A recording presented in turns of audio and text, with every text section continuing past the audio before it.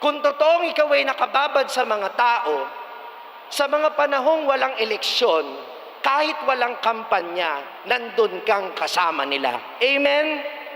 Sino sa kanila yung ganyan? Magandang araw po sa inyong lahat, Sir JR po ng Usap-Usap University, and we are back na naman po sa atin pong regular episode. Sa atin pong mga taga-subaybay, maraming salamat po. Kung kayo po ay viewer po natin ngayon, isa po yung view ninyo sa more than 1.9 to 2 million views po every month, kaya maraming salamat po. Sa ating episode ngayon natin pong gagawin, tayo po ay makikinig ng isang preaching, actually by a Catholic priest. I think it was Father Dizon, kung hindi po ako nagkakamali. And ito ay inline po sa panahon po ngayon, pag-file ng Certificate of Candidacy ng atin pong mga aspirants po from senator to local positions. So may mga influencer din na nagbakasakali. So once again, it will be a fun political fiesta. But of course, there's always this question. Sino ang dapat nating botohin? Ano yung mga magiging standards natin to vote for the right people, for the right political positions, mga ka-youthie? So yun po ang sasagutin ng ating video, and we'll be giving our reaction to that. Sa mga baguhan, ito po ang ginagawa po talaga natin. I would watch a particular video in real time and give to you my fair assessment and neutral reaction po. Sa akin pong background po sa pag-aanalisa, ako po ay dating university debater mula po sa MSU IIT sa loob po ng 3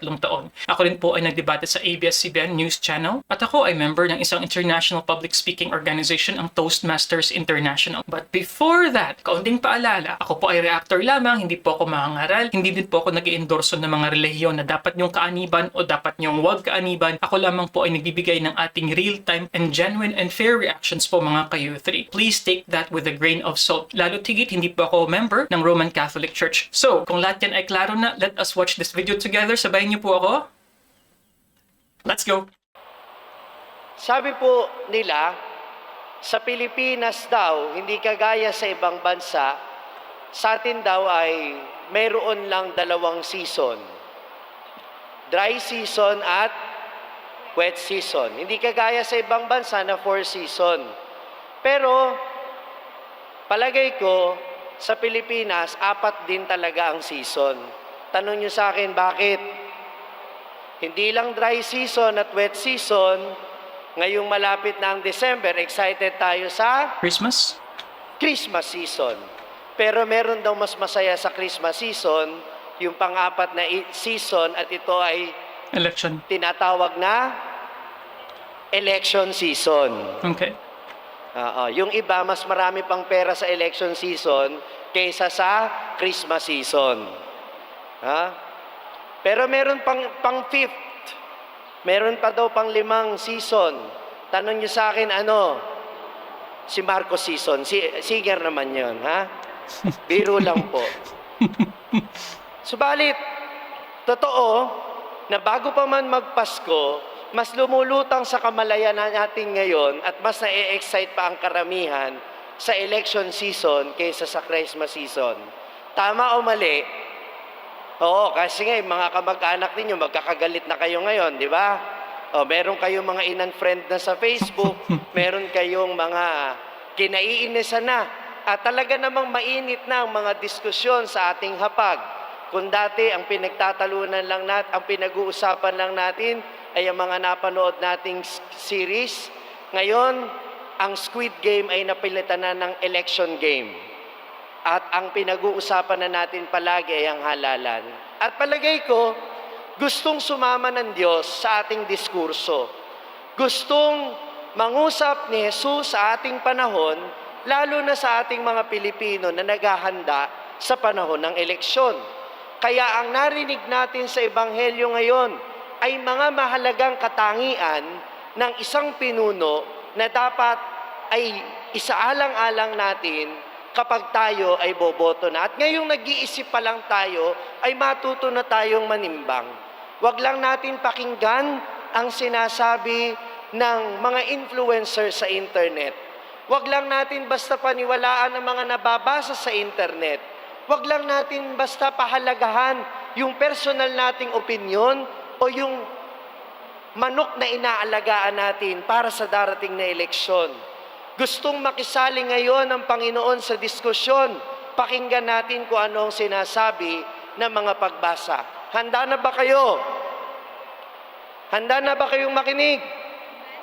handa na ba kayong magsuri ng inyong kandidato? Ang sabi sa ating mga pagbasa ngayon, sa unang pagbasa, mula kay Propeta Isaias, ang sabi niya, ang isang pinuno, inihahandog niya ang sarili upang sa pamamagitan noon ay magkaroon ng kapatawaran. Inihahandog ang sarili upang magkaroon ng kapatawaran. Kaya hanggat maaari, kung mayroon tayong pipiliing leader, yung ibinibigay ang sarili upang magkaroon ng kapatawaran at pagkakaisa. Sabihin nyo nga, kapatawaran. At ang kapatawaran, pagkakaisa, yan ay nagsisimula sa isang pinuno na ang iniisip ay hindi yung maiangat ang sarili niya, kundi maiangat ang kapakanan ng mas nakararami. Kasi ang pagkakaisa, hindi yan yung ibig sabihin, lahat nakasuporta sa iyo. Hindi. Ang pagkakaisa, nakasuporta man sa iyo o hindi, kung may pangangailangan, tutugunan mo. Hindi ka tumitingin sa kulay.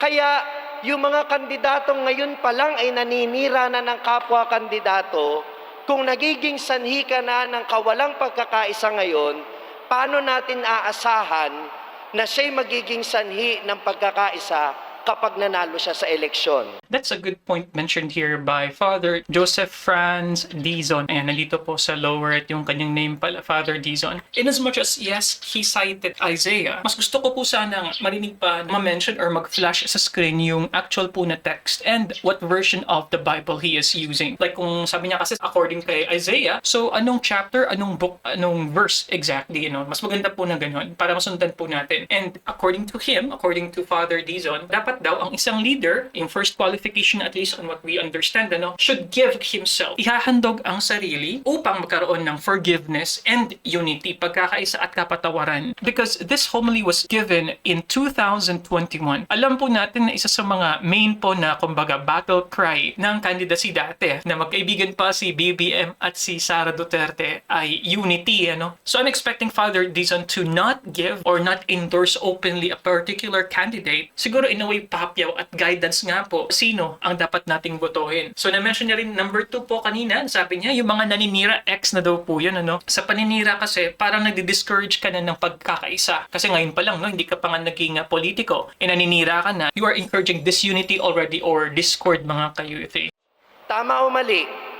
Kung ngayon pa lang, nagiging simula ka na ng pagkakawatak-watak, paano ka magiging simula ng pagkakaisa? Kung talagang gusto mo yung pagkakaisa,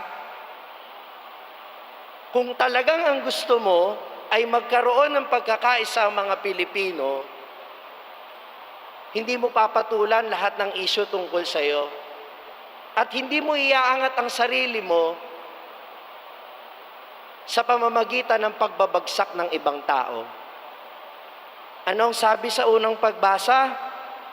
Inihahandog niya ang kanyang sarili. Ihayin mong sarili mo dahil gusto mong maglingkod. Pero kapag ka may mga nagsasalita ng masama sa iyo, huwag kang magsalita ng masama laban sa kanila. Sapagkat lumalabas ang tunay na kulay mo, hindi ka para sa pagkakaisa, ikaw ay para lang sa sarili mong pasya. But wait, there's more. Ang sabi sa ikalawang pagbasa ngayon, hindi lang dapat mababa ang loob upang magkaroon ng pagkakaisa. Hindi lang inihahandog ang sarili para sa pagkakaisa. Ano yung pangalawang katangian? Ito'y ipinapakita ni Jesus bilang dakilang saserdote. Anong sabi dito sa ikalawang pagbasa? Sabihin niyo sa akin, basa. Ang dakilang saserdoteng ito ay nakauunawa sa ating mga kahinaan, sapagkat sa lahat ng paraay tinukso siyang tulad natin, ngunit hindi nagkasala. Sino sa mga kandidatong ito ang masasabi sa kanyang sarili na totoong nakiisa sa sitwasyon ng mga Pilipino? Sino sa mga kandidatong ito na kapag nagsalita tungkol sa kahirapan ay may karapatan sapagkat naranasan niya ang paghihirap? Sapagkat mayroong mga kandidato nagsasalita tungkol sa kahirapan, nagsasalita tungkol sa pangangailangan ng nakararaming Pilipino, pero kahit kailan naman hindi bumaba mula sa kanilang mga palasyo. Sino sa kanila ang totoong bumabad sa mga tao at sino sa kanilang bumababad lang kapag merong litrato? Isipin po ninyong mabuti. Kasi kung totoong ikaw ay nakababad sa mga tao, sa mga panahong walang eleksyon, kahit walang kampanya, nandun kang kasama nila. Amen? Sino sa kanila yung ganyan? Kasi isipin mo, baka yung kandidato mo, kaya ka lang nadadala niyan, kasi nadadala ka sa mga matatamis na salita. Tandaan ninyo, kahit hindi sa eleksyon, marami nang nabiktima ang mabulaklak na salita. Di ba? O, tingnan ninyo yung mga magjojowa. Maraming nagsisisi. Bakit? Kasi sa panliligaw, narinig nila lahat ng magagandang salita. Pero nung sila'y mag-asawa na, abay nawala ng lahat. Bakit? Kasi kaya nga nanliligaw Tanong niyo sa akin, bakit nanliligaw? Bakit nanliligaw ang mapapangasawa? Bakit nanliligaw ang kandidato sa mga Pilipino? Tanong niyo sa akin, bakit? Bakit? Kaya nanliligaw para kayo'y maligaw. Well, I think that's a humorous take there by Father Jason. Although, yung isa po kasing logic dyan, syempre, is they have to put the best foot forward, kumbaga, So, yung mga nanliligaw po sa ating mga kababaihan, syempre, they would try to show to you the best version of themselves. Kaya nga po, sa kultura nga po ng Hapon, for example, they're very particular with the different masks that we have. So, yung social mask mo, kung sino ka, how you act outside your home. And then, yung isang mask mo din is kung sino ka with your family members perhaps. And then the last one is you without the mask, it's who you really are. So expected po yan na katulad po ng mga salespeople, kapag may binibenta kang produkto, ang i-highlight yung positive features ng iyong produkto. Hindi mo naman ipapakita doon yung weak points. So I don't totally agree na kaya nanliligaw para maligaw. Kasi naman there's the intention of getting your yes and then they could start the new relationship with you. So that's a more pessimistic way of looking at it, Father Dizon. Kaya nga nanliligaw.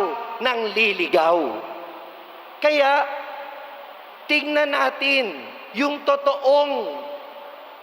katotohanan sa kanilang buhay. At hindi lang yung kung ano yung sinasabi nila at kung ano yung nakikita natin sa internet. Hindi makapagsisinungaling ang kasaysayan ng buhay ng taong yan. Kaya yun ang tingnan mo.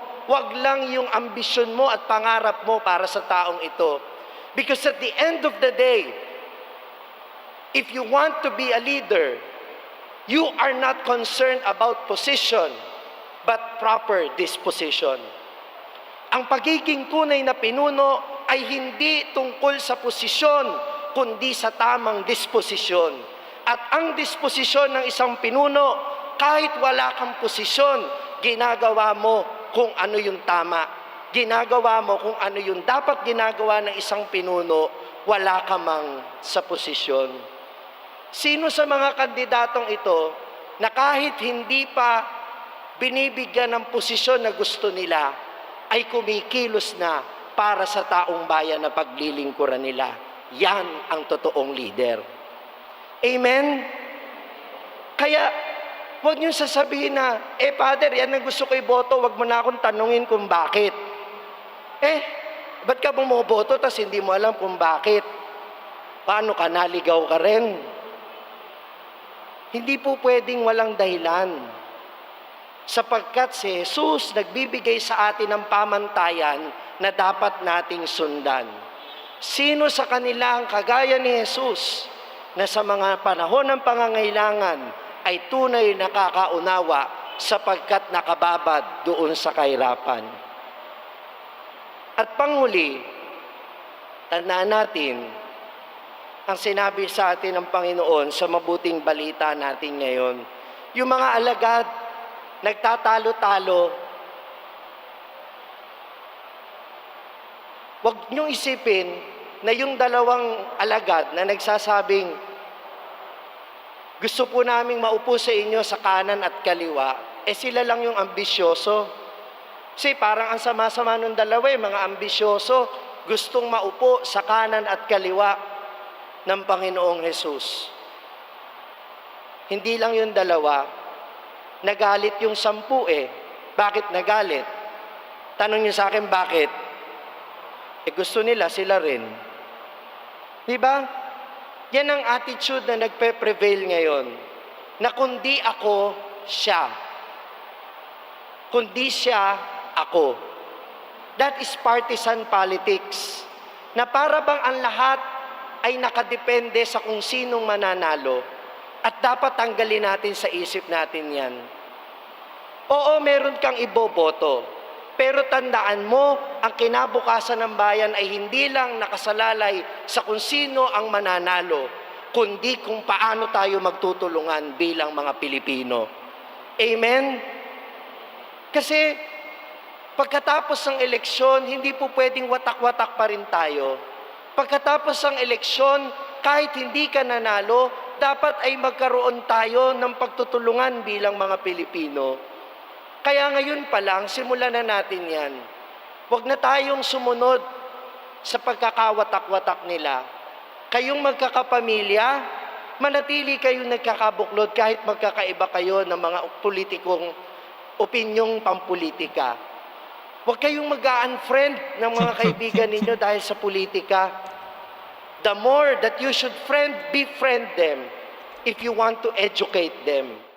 In as much as that's really a nice idea to have, united tayo sa Facebook, we try our best to influence others, we try to share our thoughts, huwag silang i-unfriend. But depende rin po kasi sa totoo lamang po for better mental health, marami po sa atin ang kanilang naging option is to unfriend people that could be toxic. So in my experience mga ka-U3, since 2009 I've been actively posting, as a blogger pa noon. Ang isang napagtanto ko, marami sa mga paksa na panlipunan, panrelihiyon, hindi best na platform kumbaga ang social media for that kind of sensitive discussion. Sa mas malakihan po ng mga thread, like for example, isang malaking news agency with thousands of people interacting. Sa totoo lamang po, I think it's much more difficult to really get a sound and intelligent discussion. I think mas effective siya sa smaller circles. That's my opinion. Yung hindi po sobrang saturated na ng mga users na libo-libo na po yung nagko-comment. I think a lot of those good thoughts are kumbaga buried. Nalulunod po tayo sa negativity minsan Nagkakalabo-labo po kasi. So yun po yung perspective ko po dyan. So let's continue.